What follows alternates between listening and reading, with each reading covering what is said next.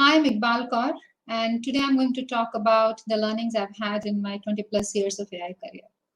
I've had the good fortune of working with many multi-billion dollar companies and in varying capacities as a full-time employee, a third-party consultant, independent consultant, co-founder of a SaaS product startup.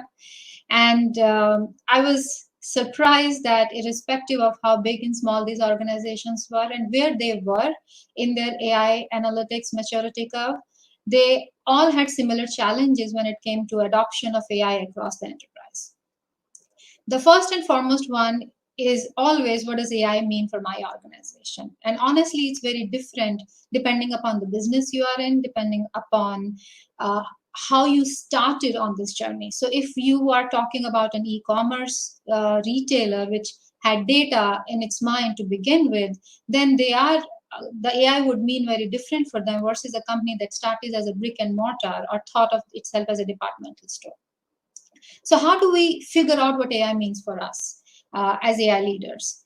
I think it starts with talking to business leaders who are a little bit more evolved when it comes to AI or AI adoption, and also where those verticals where there is data available. And in partnership with business, figure out what are those small term projects that can deliver value to the organization. Why small term? Why short term? Simply because long term initiatives require more analysis and more investment in data and time. And when we do deliver on the short term momentum builders, we kind of allow for a business case to be built when we go to board asking for more money.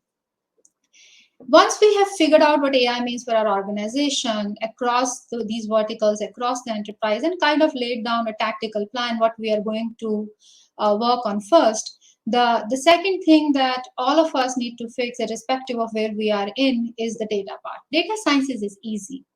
Getting the right data to deliver is the difficult part, right? I mean, we can all think of the best AI algorithm that we want to use or the best BI tool we want to apply, but the moment we look at the data that's going to feed these data hungry models, sometimes it's missing, sometimes it has integration challenges, sometimes it has quality challenges, sometimes it has updation challenges, right? I mean, if data is coming to you in batch mode and not in near real time, then your model is probably not going to be spewing the information at the pace at which business needs it. So how do we fix the data part? Two elements. One, AI strategy should inform the data strategy. An example here would be the pharmacy business of a retailer that I worked for. Since pharmacy was not one of the top revenue makers, the data for pharmacy was slated to enter their centralized data warehouse 7 or 8 years down the line. Pharmacy leader wasn't happy about it. So what he did, he worked with us and we delivered some momentum builder project where we were able to show significant impact on the company bottom line if we had the pharmacy data in the centralized data warehouse. Lo and behold, something that was supposed to come to CDW 8 years down the line was moved up by 5 years. The second thing that we need to have in place is the data governance. If we are talking about a company that is a marketplace and a lot of information on item attributes is being collected from different sellers, like what is the color, what is the size, what is the weight, then the business has to first collect that data, verify it, validate it, ensure the right taxonomy before it goes into the data warehouse. Whereas on the other hand, if AI team has asked for a data mart for their specific needs, then AI team needs to own the quality of the data in it. And if something goes wrong, we should be the one raising those tickets to IT and getting it fixed. So it's very important, whether it's business, whether it's IT, whether it's AI team, who owns which part of the data in its entire journey from origin to final use. And the third thing that I feel is very important and was common across this organization was the change management that AI needs. Yes, change management is very important for any large-scale change. But when it comes to AI, it becomes very unique because it's not like SAP implementation that finance implements its processes change, an entire organization has to use it. AI is not something like that. AI has to become part of how we do business, else all the investments we do would be useless. I consulted for a sports shoe manufacturer, and this company is known for innovation in its product. But since newer, younger companies were coming up who had even better product, they decided that it's time to invest in AI so that they could stay ahead of the competition.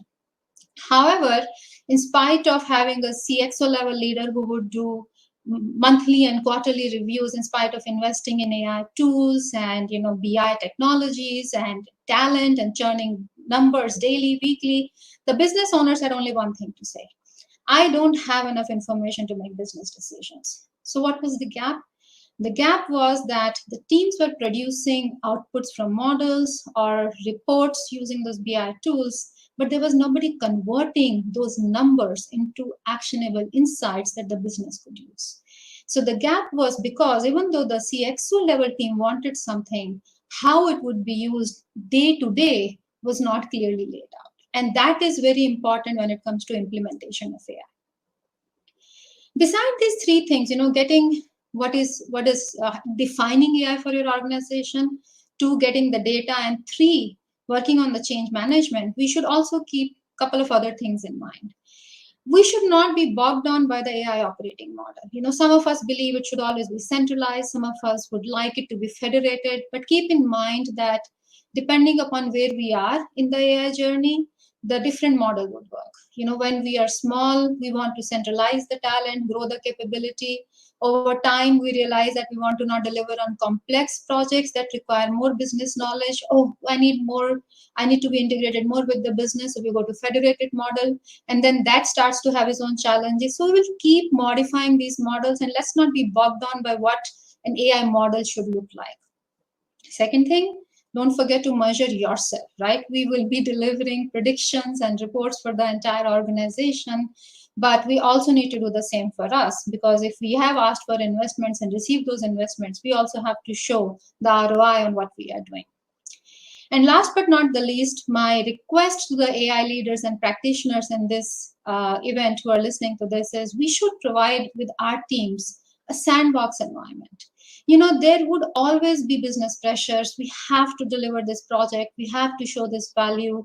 But at the same time, the AI capability also should grow. The talent should also explore and learn new things.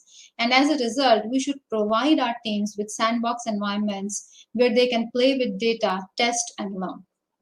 I can go on and talk about this forever, but in the interest of time, I'm going to stop here. Thank you.